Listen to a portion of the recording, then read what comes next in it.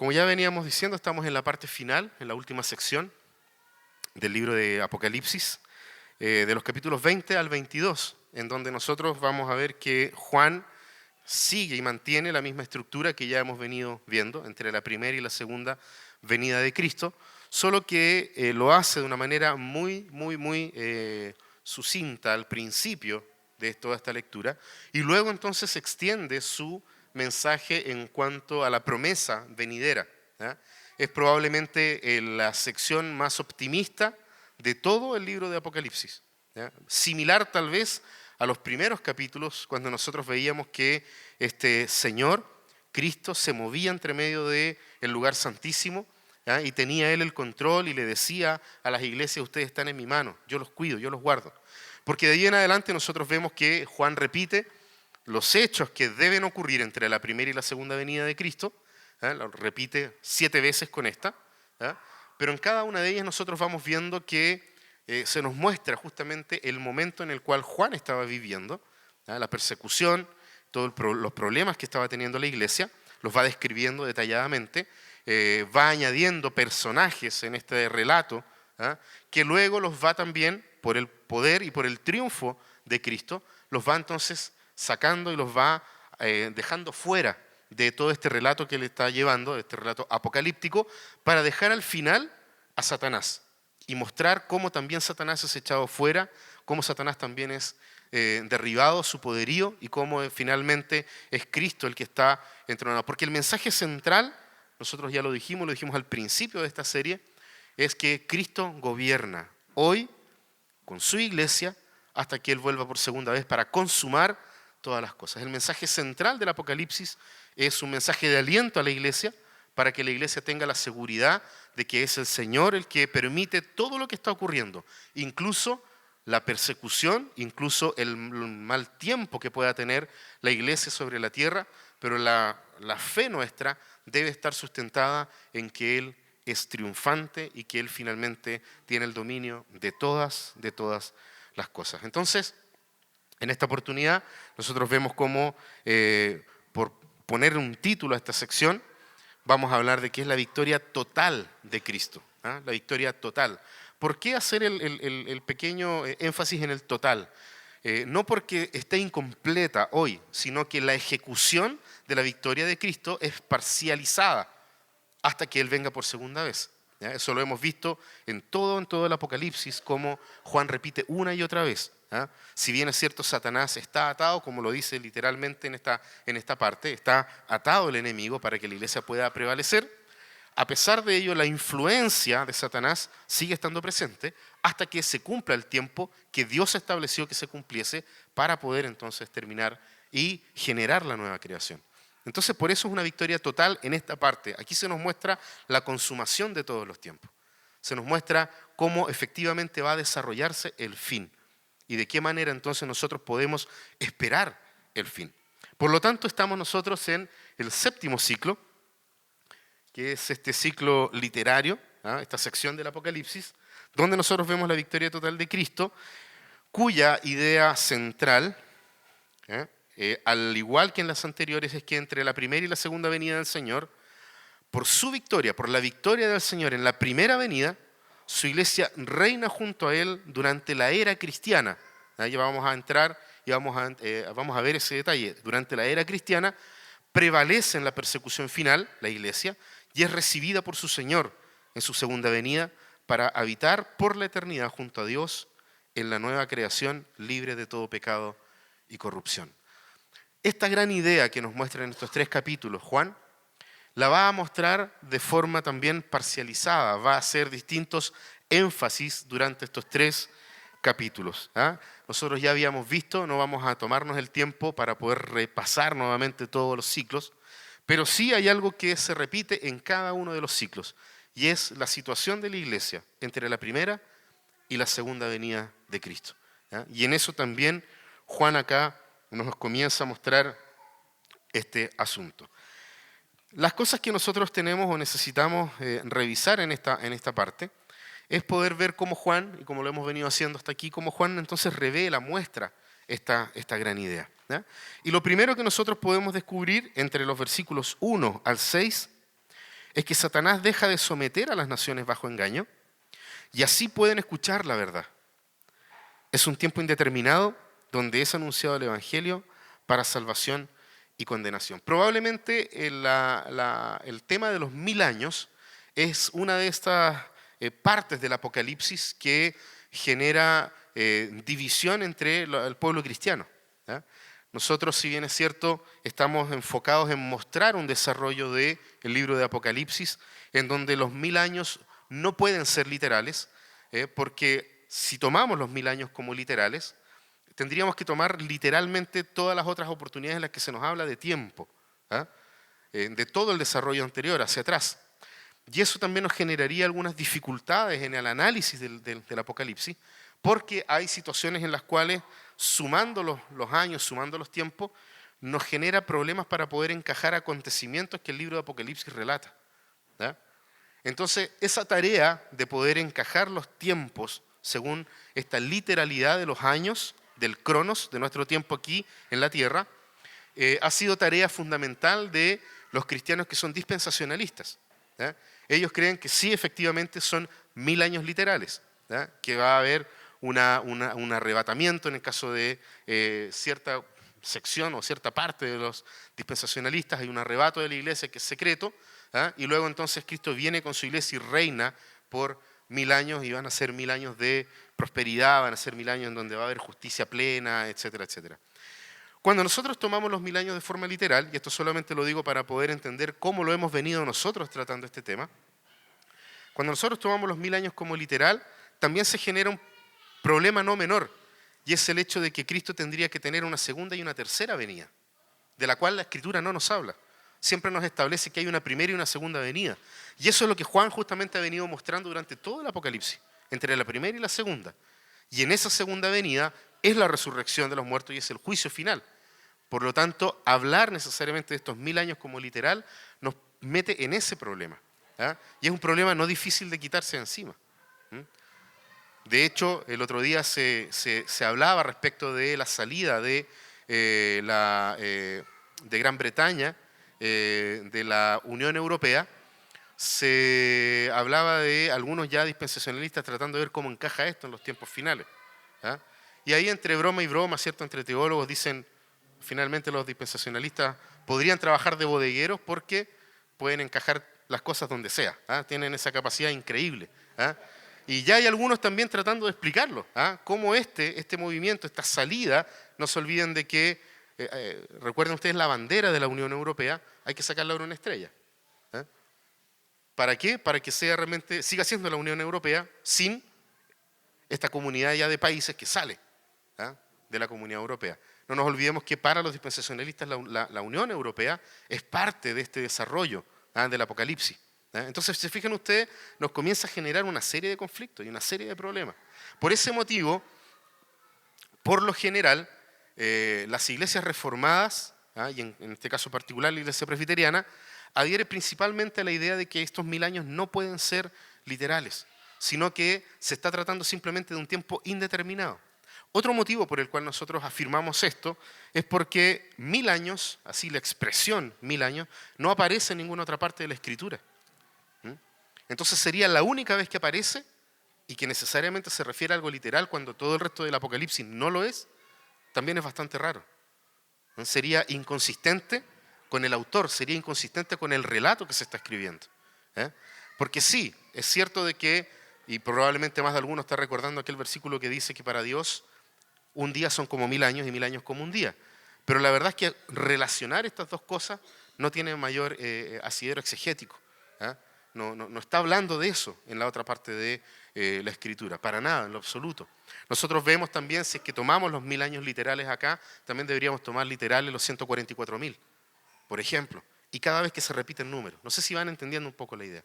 Entonces, para nosotros, y en el análisis que hemos venido haciendo, donde hemos venido repitiendo de que Juan está repitiendo 7 veces la misma historia entre la primera y la segunda venida de Cristo. En ese periodo hay un tiempo en el cual Satanás ha sido atado. ¿Cómo nosotros lo podemos ver? Nosotros tenemos en Lucas y en Mateo relatos en donde Jesús, perdón, en Lucas y en el mismo Juan, relatos donde se muestra a Jesucristo hablando y diciendo, sobre todo el de Lucas, cuando envía, ¿cierto?, a sus mensajeros ellos regresan y le cuentan, le dicen, ni siquiera los demonios los demonios se someten y esto es fantástico, ¿qué es lo que está pasando? Jesús les dice, vi caer a Satanás desde el cielo. ¿Ah?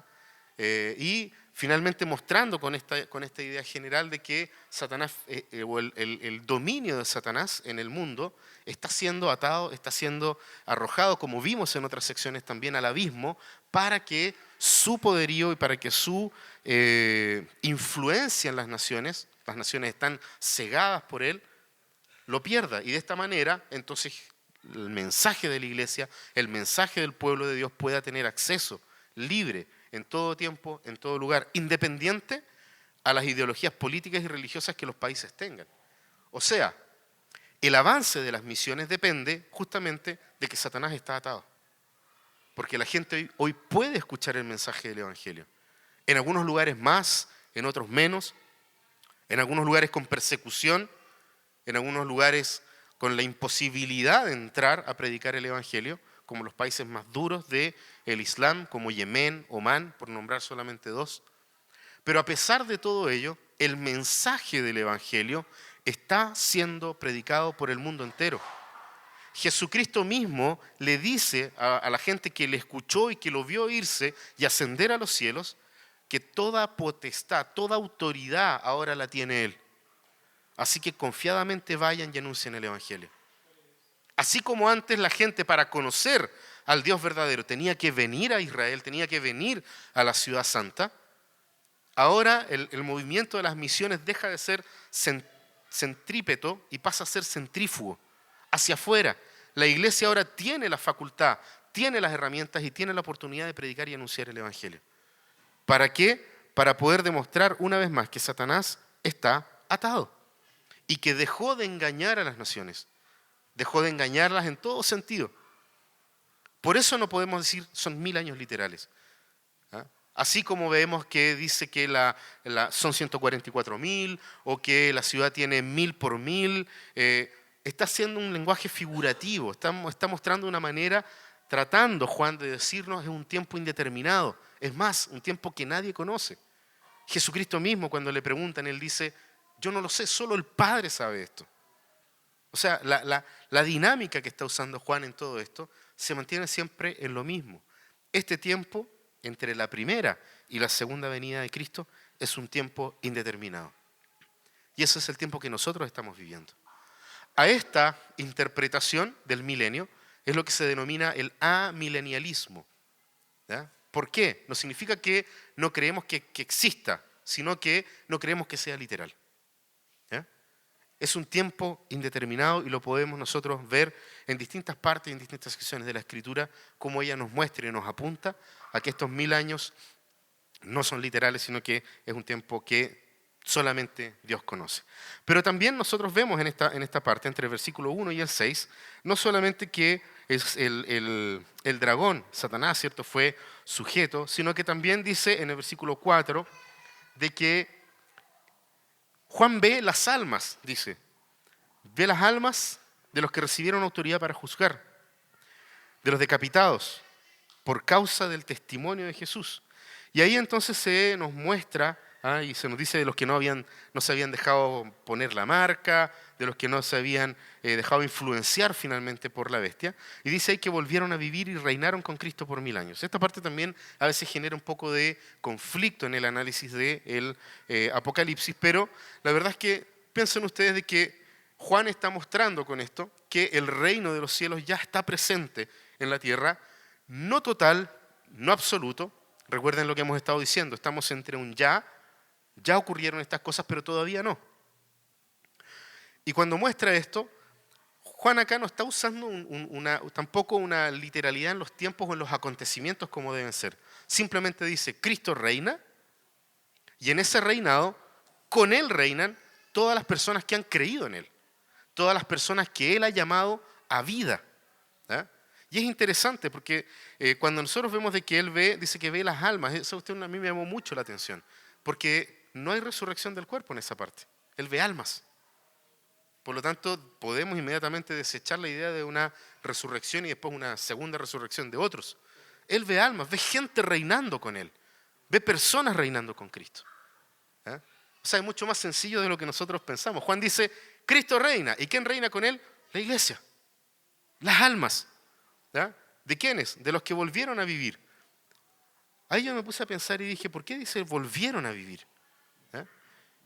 Y fíjense que más adelante Juan empieza a meterse en el Génesis. Y me llamó mucho la atención de que lo que Dios hace originalmente de manera perfecta es soplar vida en la humanidad. Pero es vida que se pierde. Porque el hombre, después de que Dios le da vida, el hombre muere. Por eso vuelven a vivir. Y fíjense que más adelante agrega, dice, esta es la primera resurrección. ¿A qué se está refiriendo Juan? Se está refiriendo a la resurrección del alma. A la posibilidad que tenemos de conocerle a Él. No está hablando de la resurrección de los muertos, sino que está hablando de la resurrección de los que estamos muertos espiritualmente. ¿Por qué? Porque volvieron a vivir. Dios volvió a infundirles aliento de vida. Y por eso vivieron. Porque Él quiso.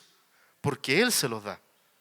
Vemos en todo el relato del Apocalipsis a Dios obrando, a Dios haciendo. Y son estas personas las que han resucitado espiritualmente, aquellas que han creído en el mensaje del Evangelio, aquellos que han creído en Jesucristo como Señor y Salvador, los que no va a hacerles daño a la muerte segunda. ¿Se dan cuenta cómo tiene sentido lo que Juan está relatando? Y finalmente en esta sección, él dice, son estas personas las que están reinando junto con él, y dice que los demás muertos no volverán a vivir hasta que se cumplan los 1000 años, o sea, luego de esta era cristiana. ¿Por qué? ¿Qué es lo que va a pasar después de esta era cristiana? La segunda venida de Cristo. ¿Ah? En el capítulo 20, Juan nos cuenta toda la historia que ha contado en todos los capítulos anteriores de Juan. Nos muestra la primera venida, ve a este ángel, a este mensajero de Dios, que baja del cielo con la llave y con una cadena, el que tiene la autoridad. Lo amarra, la iglesia entonces reina, el cristianismo, la era cristiana está aquí presente hoy, esperando que la segunda venida en donde será la resurrección de los muertos. Y ahí entonces en el versículo 7, Juan entra en esta parte, dice que cuando se cumplan los 1000 años, o sea, cuando se cumpla este tiempo indeterminado, cuando se cumpla la era cristiana, ¿ya? Va a ocurrir necesariamente de que Dios va a desatar a Satanás. ¿Para qué? Para reunir a su ejército.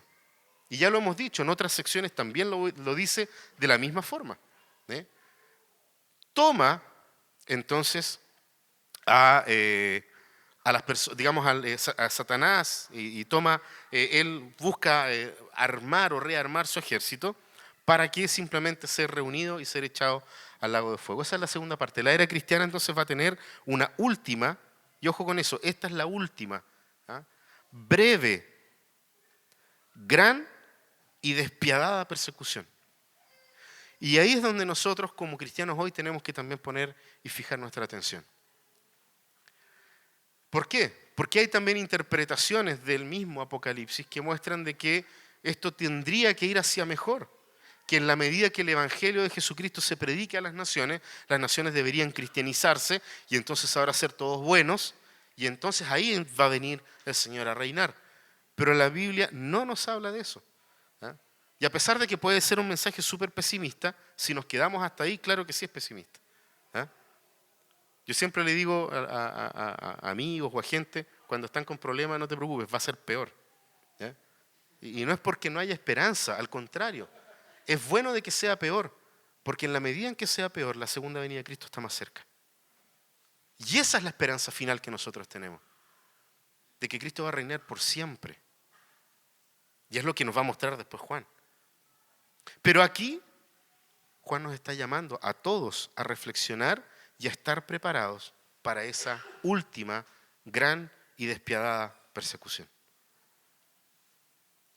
La iglesia estaba sufriendo persecución. Y Juan está animando a la iglesia, de la cual él también era parte. Y les está diciendo, no va a ser fácil. En ninguna parte Dios nos dijo que era fácil. Al contrario, va a ser peor. Pero ustedes confíen, porque el Señor es el que va a reinar para siempre. Fíjense que en el relato nos muestra algo bastante interesante. Cuando habla de Gog y Magog, hay gente que trata de decir, ya, ¿quién es Gog? ¿Quién es Magog? Que tratan de nuevo de instalar a líderes en estos nombres y tratan de armar algún tipo de estructura, ¿cierto?, para entender los tiempos. Y la verdad es que Juan está haciendo algo bastante simple. Juan está citando probablemente una de las más grandes persecuciones en contra del pueblo de Dios, ¿ya? Está haciendo una referencia ahí a Ezequiel, cuando justamente fue una gran persecución al pueblo, con un ejército poderoso, se fueron en contra del pueblo de Dios, y el pueblo de Dios, disminuido, diezmado, temeroso, sin mayores herramientas para poder enfrentar a estos ejércitos, ve la obra de Dios perfecta. ¿Por qué? Porque estos ejércitos que vinieron de Magog a atacar al pueblo de Dios fueron destruidos de manera instantánea. Y el pueblo, sin mayor aspaviento, sale triunfante por el poder del Señor. Juan está citando algo que los judíos de ese tiempo entendían y sabían, que conocían por la historia. Y entonces les dice, así como fue en los tiempos de Ezequiel, volverá a ser. El Señor no nos va a dejar. ¿Se dan cuenta cómo el mensaje de esperanza está una y otra vez? Y lo dice de esta forma, va a caer fuego del cielo y los consumirá por completo. No les da opción de nada. No les da opción de huida, de arrancar, nada. Y el hecho de que caiga del fuego también nos está diciendo algo, porque más adelante Juan vuelve a utilizar más o menos la misma idea, que algo desciende desde arriba. Todo lo que la Biblia nos muestra y nos habla de algo que desciende desde arriba es por gracia de Dios, es por obra de Dios, es por el trabajo de Dios. O sea, la destrucción final proviene de Dios. Y Juan ya lo había dicho de otra forma en otra de las secciones. Es Dios en el juicio final. Y ahí entonces en el versículo 11 al 15, Cristo regresa para poder juzgar a los vivos y a los muertos. Brevemente, Juan nos muestra y dice que ve a alguien que estaba sentado en el trono blanco, ¿ya? Hablando de Jesucristo. No nos olvidemos, Jesucristo ha sido entronado, Él está dispuesto por Dios para poder justamente juzgar, ¿ya? Ahora dice que de su presencia huyeron la tierra y el cielo sin dejar ningún rastro. Esto es simplemente para confirmar y ratificar de que Jesucristo ahora tiene todo el poder. En los Salmos nosotros vemos relatos de David y de los salmistas cuando dicen de que cuando Dios mira la tierra, se derriten los montes, ¿ya? Juan está haciendo referencia a esto. Cristo es el que tiene el poder. Cristo es este Señor sobre todas las cosas. Y Él entonces, ¿qué es lo que hace? Lo instala en el trono y ve ahora a los muertos, grandes y pequeños, de pie delante del trono. Se abren los libros y otro que es el libro de la vida. O sea, se abren estos libros donde están relatadas todas las cosas que nosotros hemos hecho. Pero el libro de la vida también se abre ¿para qué?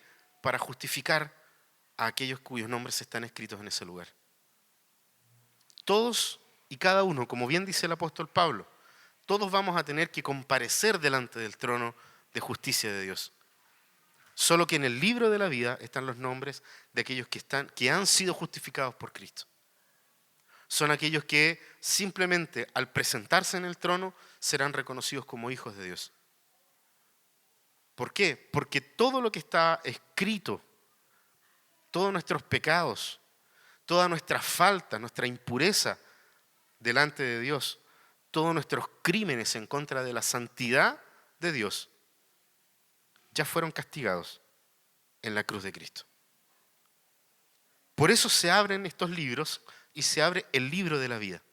Es en este momento entonces que nosotros estamos frente a el juicio final. Y estas personas, dice el relato, de que fueron juzgados según lo que habían hecho, estoy leyendo en el versículo 12, hubo una resurrección de todo, dice que el mar devolvió sus muertos, la muerte, el infierno devolvieron los suyos, o sea, nadie se va a librar del juicio final de Dios. Esa es la idea que está transmitiendo Juan en esta parte. Y al final dice que la muerte y el infierno fueron arrojados al lago de fuego. Con esto está diciendo que después de que resucitan, viene, ¿cierto?, la instancia final en la cual, como bien dice en el versículo 15, aquel cuyo nombre no estaba escrito en el libro de la vida será arrojado al lago de fuego. Primero fue el diablo arrojado. No sé si se fijan en el versículo 10. ¿Ya? Fue arrojado al lago de fuego, donde también estaba la bestia, el falso profeta. Y luego de eso, aquellas personas, la muerte fue, la separación, ¿ah? Fue arrojada también al lago de fuego. Y también fueron arrojados al lago de fuego los cuyos nombres no estaban escritos en el libro de la vida. Es interesante de que Satanás sea el primero en irse. ¿Ah? ¿Y saben por qué? Juan lo muestra de manera preciosa y maravillosa acá. Porque cuando se abre el libro de la vida, somos juzgados por nuestros propios crímenes. El acusador ya está fuera. Ya no hay acusador. Ya no hay un Satanás. Ya no hay alguien que esté mintiendo. Sino que toda la verdad comienza a surgir. Nada oculto quedará sin mostrarse, sin revelarse. Esa es la idea. Nadie va a poder ocultar nada. Porque el enemigo, Satanás, el mentiroso, el padre de mentira, ya fue arrojado. Y ahora entonces juzgados cada uno por nuestros actos. Y ahí entonces va a ser el momento en que se va a abrir el libro y van a decir, Víctor. ¿Ah? El expediente de Víctor, ¿se lo imaginan? Caso Cabal no es nada, compadre, al lado de... ¿sí? Van a llegar ahí 4 camiones con container ahí con papeles. Pero lo interesante es que al momento de ver y de revisar justamente las faltas de Víctor, su expediente va a estar vacío.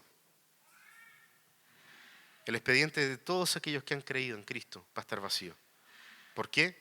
Porque todas esas cosas ya fueron clavadas en la cruz de Cristo. El triunfo en la primera venida. Ahora, cuando nosotros analizamos esta parte, porque aquí, solo en el capítulo 20, Juan ya nos contó toda la historia.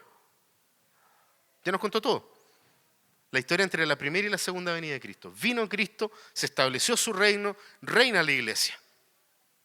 Y ahora entonces, en la segunda venida, Él viene a juzgar a los vivos y a los muertos. Hasta aquí nosotros tenemos la misma idea que Juan viene repitiendo en todo el Apocalipsis. Lo que sucede con la iglesia entre la primera y la segunda venida de Cristo.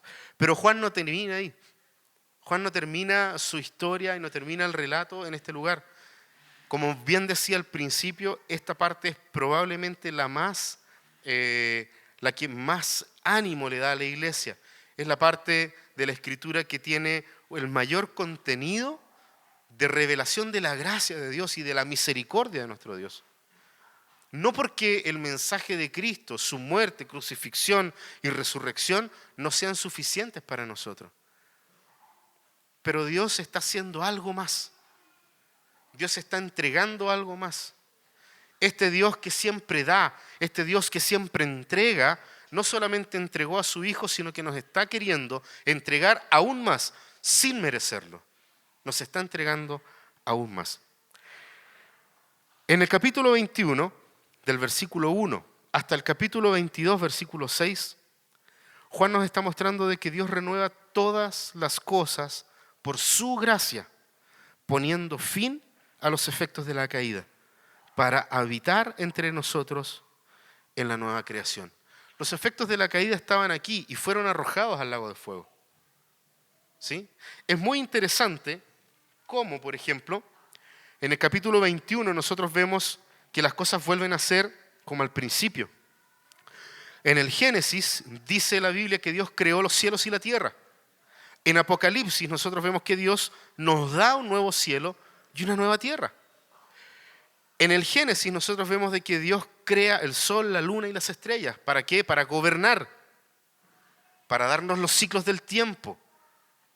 En el Apocalipsis nos dice que ya no hay necesidad de ello. No es que no vayan a existir. No hay necesidad de ello. No hay ciclos que cumplir. No hay paso del tiempo. No hay estaciones. Nada depende de nada, sino que todo depende de Dios. Nada depende de lo creado, sino que todo depende ahora del Creador mismo. Y eso es lo que nos está mostrando Juan. En el Génesis se pierde el paraíso. O sea, el hombre cae, hay una espada que impide que el hombre pueda volver a entrar al lugar en donde está el árbol de la vida. En el Génesis se pierde el paraíso, pero en el Apocalipsis el paraíso se restaura, se restablece. Lo vemos incluso en la primera parte del capítulo 22, O sea, estoy hablando aquí de esta sección grande, entre el 21.1 y el 22.6. En el Génesis se describe la astucia de Satanás y cómo engaña y cómo miente. Pero en Apocalipsis vemos su destrucción total y absoluta. Ya no hay efectos de la caída. Y por causa de que no hay efectos más de la caída, Dios vuelve a reinar en medio de su pueblo. En el Génesis, el hombre quiebra la relación con Dios y es expulsado. Y en el Apocalipsis, en esta sección, Dios restaura la relación con el hombre y Él lo recibe en esta ciudad santa, en esta nueva Jerusalén, en este nuevo lugar. Fíjense que en el versículo 3, primero en el versículo 2, dice que ve Juan la nueva Jerusalén, y ahí está de nuevo lo que yo les decía delante, bajando del cielo. Todas las cosas que bajan desde el cielo nos manifiestan la gracia y misericordia de nuestro Señor. Uno de los motivos por los cuales tenemos la tradición acá de bautizar a la gente colocándole agua sobre la cabeza como un símbolo de que lo que viene de Dios, la gracia de Dios cae sobre ti. Así como el juicio también cae, como el juicio destruye a los ejércitos de Satán, caen desde el cielo. La ciudad de Jerusalén viene bajando desde el cielo. La nueva creación desciende porque es muestra de la gracia y la misericordia de Dios hacia todos nosotros. Dios mismo dice en el versículo 3, estará con ellos. Él será su Dios. Él enjugará toda lágrima de los ojos y no habrá muerte ni llanto. Ahí es donde está mostrando que Él pone fin a los efectos de la caída. Pero más adelante dice que ya todo fue hecho. Ya todo fue establecido. Ahí lo muestra en el versículo 6. Todo está hecho. Yo soy el alfa y el omega, el principio y el fin. Fuera de mí no hay otra cosa. No hay nada más que agregar, no hay nada que quitar. Ya está establecida todo. Es la autoridad plena de este Dios. Yo voy a dar de beber gratuitamente de la fuente del agua de vida. Y el que salga vencedor heredará todo esto. Fíjense que luego en el versículo 8 hace una descripción de una serie de cosas. Los cobardes, incrédulos, abominables, asesinos, los que cometen inmundicias sexuales, los que practican artes mágicas, los idólatras y todos los mentirosos recibirán como herencia el lago de fuego y azufre. Esta es la muerte segunda. Aquí Juan está haciendo básicamente está haciendo un alcance a la ley, a las tablas de la ley. No nos olvidemos de que Juan constantemente nos está mostrando de que toda la revelación que Dios le dio está basada en esto, en la ley de Dios. Juan no desmiente estas cosas. Y si nos pusiéramos a analizar cada una de las cosas que menciona aquí, nos vamos a ver qué referencia tiene con cada uno de los 10 mandamientos. O sea, en este lugar, en esta nueva creación, la ley de Dios es suprema y es absoluta. Por eso dice ahí que no hay cabida para estas otras personas. Ahora, es interesante porque nosotros vemos superficialmente, no nos olvidemos, hay dos tablas. Una que habla de nuestra relación con Dios y una que habla de nuestra relación con el prójimo. Revisen simplemente después ustedes en casa tranquilos el versículo 8 y se van a dar cuenta cómo todas estas cosas afectan o a una o a otra de las tablas. O a nuestra relación con Dios o a nuestra relación con el prójimo. A final de cuentas, lo de las inmundicias sexuales no tiene nada más ni nada menos que ver que con nuestra propia pecaminosidad, no en tanto el acto sexual inmoral, sino que como nos dijeron una vez, no sé si ustedes se recuerdan al pastor Guilherme Carvalho cuando vino y predicó acá justamente en el final de lo que vimos sobre los mandamientos. Es el uso de un ser humano al otro para simplemente rendirse placer a sí mismo. Eso es egoísmo. Y el egoísmo es una falta en contra de tu prójimo. Esas cosas Dios no las va a tener más en esta nueva creación. Y de ahí en adelante, Juan dice de que uno de los 7 ángeles lo llevó, ¿cierto?, a ver a la ciudad, a ver a la novia. La novia aquí aparece como una ciudad porque es el lugar en donde Dios habita. Y de ahí en adelante hay una serie de hechos y cosas que él va relacionando, diciendo, esto es grande, muestra la ciudad como un cubo. No sé si se dieron cuenta. Es cuadradita, pero al mismo tiempo todas sus 3 dimensiones son exactamente iguales. Con eso nos está mostrando que hay una perfección en la obra de Cristo. Y que esta perfección de la obra de Cristo afecta todas las áreas, afecta todo lo que nosotros podemos conocer. Y claramente nosotros conocemos tridimensionalmente. Entonces es súper sencillo. Juan está diciendo acá, todas las cosas son perfectas. En todo, la obra de Cristo es perfecto. Y de ahí entonces nos dice que resplandece con la gloria de Dios. Su brillo es como una piedra preciosa. Nos dice que la ciudad era de oro puro. Todas estas referencias, de las cuales ciertos predicadores dicen, si hay cielo allá, o sea, si hay oro allá en el cielo, no me sirve en el cielo, lo quiero aquí, lo quiero ahora. ¿Ah? Porque aquí me sirve el oro, no en el cielo. Demuestra simplemente la idolatría del versículo 8 de aquellas personas. Porque lo único que nos está queriendo mostrar Dios con decirnos, a través de Juan, de los escritos de Juan, de que las calles son de oro, de que hay perlas preciosas, de que hay joyas, de que hay de todo, es mostrar de que lo que tiene valor para el hombre en el cielo ya no tiene valor. El oro está en el piso.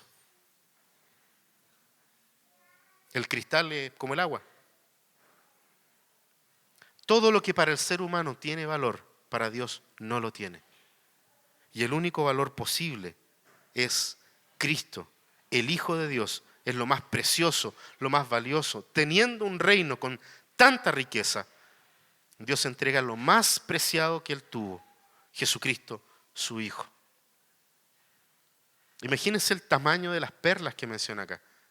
Dice que la puerta de la ciudad, y las puertas eran del tamaño del muro. ¿Y qué tamaño era el muro? 60 metros muro. ¿Se imaginan ustedes el tamaño de la ostra para tener una perla de ese volado, de ese tamaño? ¿Se dan cuenta cómo para Dios las cosas que tienen valor terrenal para Él no lo tienen? En el versículo 6, estas palabras son verdaderas y dignas de confianza. El Señor, el Dios que inspira a los profetas, ha enviado a su ángel para mostrar a sus siervos lo que tiene que suceder sin demora. Nada de las cosas que están en el cielo, o que están, en esta nueva Jerusalén, son finalmente para nuestro deleite. Fíjense cómo lo pone, dice que van a venir y van a traer sus riquezas a la ciudad. O sea, ahí también hay un pequeño paréntesis. Los que creían que en la nueva creación ya no íbamos a trabajar nunca más, de que íbamos a estar tocando el arpa y comiendo debajo de un árbol, uvas, a poto pelado ahí. No. Hay trabajo, hay obra, hay esfuerzo, pero como al principio. Es exactamente como al principio, cuando había una relación perfecta con Dios. Y de todo lo que generaba la tierra, el hombre podía disfrutarlo. Acá lo disfruta ¿de qué manera? Lo lleva a la ciudad. Es compartido, es para todo el pueblo. ¿Por qué? Porque hay que mostrar a nosotros mismos las grandezas de Dios. O sea, cuando estemos con nuestro Señor, eternamente con Él, disfrutando del cielo nuevo y la tierra nueva, vamos a trabajar, pero no nos vamos a cansar. Vamos a ser los mejores trabajadores del mundo. Siempre me acuerdo de un colega de mi papá que decía, trabajaba con él en una brigada, le decía, don Rubén, he llegado a la siguiente conclusión, después de un día arduo de trabajo. Si no me cansara, sería bueno para trabajar yo, le decía. Y es verdad. No nos olvidemos que el cansancio por el trabajo es parte de la caída. Pero aquí vamos a trabajar con gozo en el corazón. Ya no nos vamos a tener que quedar pato hasta las 11 de la noche en la oficina. Pues más encima por culpa de otros que hacen mal la pega. Ya no vamos a tener que estar peleando ahí, tocando la bocina a los otros taxistas que nos quieren robar las carreras. A los Uber. No va a existir ni Uber ni taxi. Fantástico. Vamos a estar trabajando, vamos a obrar para el bien ¿de qué? De todos. Ahora fíjense que en la última parte, y esta es la parte final, esta nueva creación, este gozo de la nueva creación que nos muestra Juan, esta esperanza futura, él dice, ok, esta esperanza futura está ahí, está presente, la podemos tener porque es la promesa de Dios. Dios prometió que iba a ser así. Pero ¿saben qué dice Juan? Falta algo en esto. Falta algo en esto. Y fíjense lo que dice el versículo 7 al 21 del capítulo 22. Lo que nosotros vemos ahí es que el evangelio completo debe ser anunciado hasta que Cristo vuelva. ¿Cómo lo vemos nosotros? Jesucristo parte en el versículo 7 hablando, miren que vengo pronto. Son palabras que ya había dicho antes en otra sección. Vengo pronto, dichoso el que cumple las palabras del mensaje profético de este libro. Ahí Juan dice que él ¿cierto?, tiene una actitud de adorar al ángel que le revela, el ángel le dice, no hagas tal. Aquí somos nosotros, yo soy igual que tú. Aquí adoremos solamente a Dios. Nos está invitando a la adoración, que es el mensaje del Evangelio. Una invitación a las naciones a adorar a Dios. Entonces Juan parte diciendo, lo primero que pasó en mí es que yo creí en este Evangelio. No creí en adorar a otras cosas, sino solamente a Cristo. Solamente el mensaje del Evangelio me permite hacer eso. Luego él dice en el versículo 10, no guardes en secreto la palabra del mensaje profético de este libro, porque el tiempo de su cumplimiento está cerca. Y luego entonces nos muestra el Evangelio completo. ¿Por qué? ¿O a qué me refiero con el Evangelio completo? El Evangelio completo son las malas noticias y las buenas noticias del Evangelio. La iglesia ha caído en una tendencia de simplemente mostrar lo bueno y el mensaje positivo del Evangelio. ¿Por qué? Porque hemos caído en la lógica de la bestia. Pensar y actuar como la bestia. De una u otra forma, todos, en mayor o menor medida, nos hemos dejado colocar el número de la bestia en la frente y en la mano. Porque de una u otra forma todos anhelamos las mismas cosas que el mundo anhela. Leía ayer en la tarde en la noche, una entrevista a un psiquiatra chileno de hace 3 años atrás, y él decía, Chile es un país enfermo, porque el sistema neoliberal que se instauró en este país rompió la familia, rompió las relaciones, rompió todas las cosas. Y la gente hoy en día está estresada. ¿Por qué? Porque necesita ganar más. Las familias se están destruyendo. ¿Por qué? Porque necesitamos ganar un poco más. Las relaciones entre las personas están fracasando. Creemos tener amigos porque Facebook nos dice que tenemos amigos, pero nos muestra la pobreza y el vacío de las relaciones humanas. ¿Por qué? Porque el sistema opresor en el cual hoy estamos nos dice que tenemos que tener más de lo que tenemos.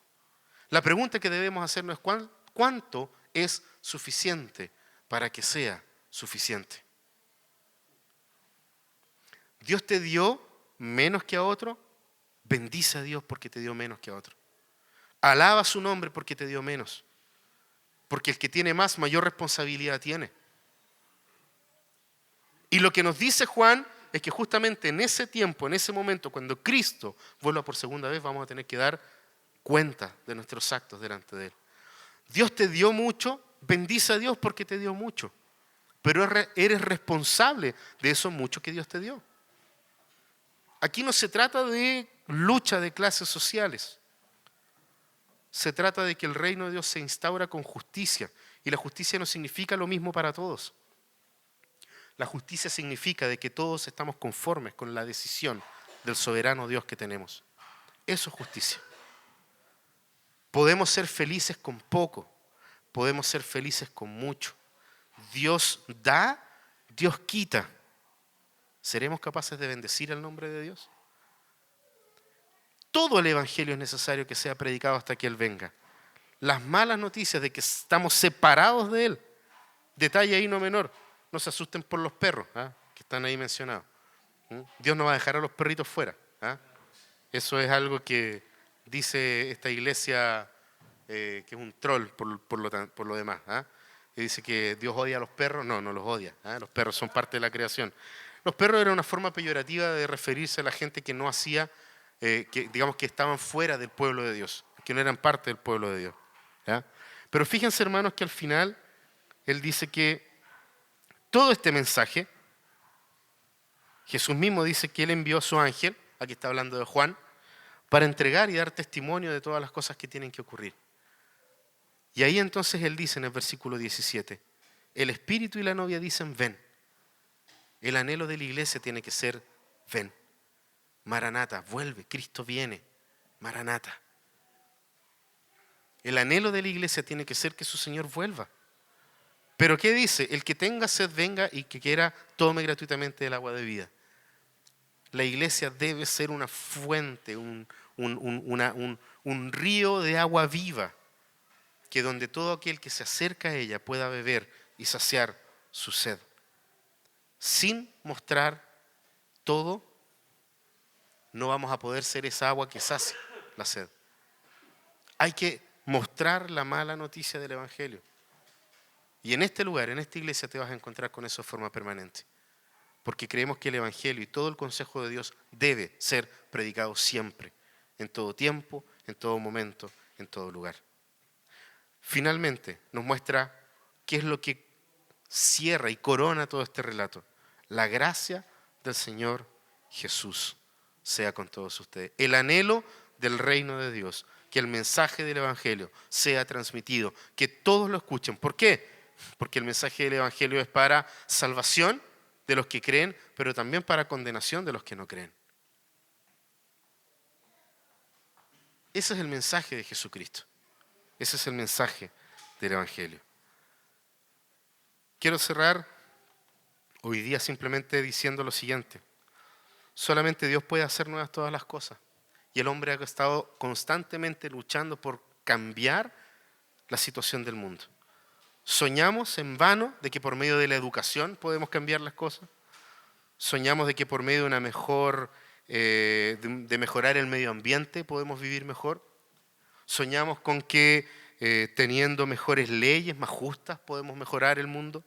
Soñamos como humanos en que una distribución equitativa de la riqueza puede mejorar el mundo. Y sin lugar a dudas, estas cosas van a mejorar en ciertos aspectos nuestra vida aquí en la tierra. Pero lo que tiene que cambiar es mi corazón. Lo que tiene que cambiar es tu corazón. Y eso solamente Dios lo puede hacer. No lo hace un sistema político, no lo hace una ideología, no lo hace absolutamente nada. Seguirá siendo un sueño mientras nuestros corazones no sean transformados por el poder del Espíritu Santo.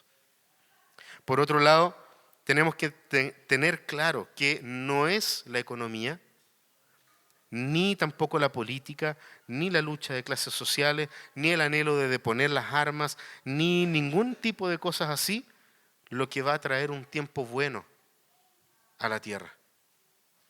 Cada vez que leo el Apocalipsis me doy cuenta de que las cosas van a ser peor. Y no es un mensaje pesimista, pero tenemos que estar preparados para ese tiempo peor que viene. Porque la persecución es real. Nos lamentamos, nos da pena ver cuánta gente muerta por causa de ideología, por elección sexual, etcétera, que puede haber en la tierra. Pero poco se habla de los cristianos que son masacrados todos los años por causa de predicar el Evangelio de Jesucristo. Y eso está ahí, a la vuelta de la esquina. Eso está ahí, cruzando el Atlántico. Están ocurriendo todos los días muertes de personas que, como tú y como yo, creen en el Señor. Solo Dios, quien por medio de su Espíritu Santo puede hacernos todas las cosas. Solo el Creador puede restaurar la creación. No depende de nosotros. De nosotros depende mostrar su gloria. Y lo más interesante de todo es que Él lo está haciendo. Cristo lo está haciendo. Está transformando todas las cosas. Porque está transformando primero nuestros corazones. Hasta que se consuma el tiempo, hasta que llegue el tiempo final en que todas las cosas se cumplirán y Cristo regrese por segunda vez. Si estás acá, es porque Dios necesariamente quiere algo contigo. Quiere algo contigo.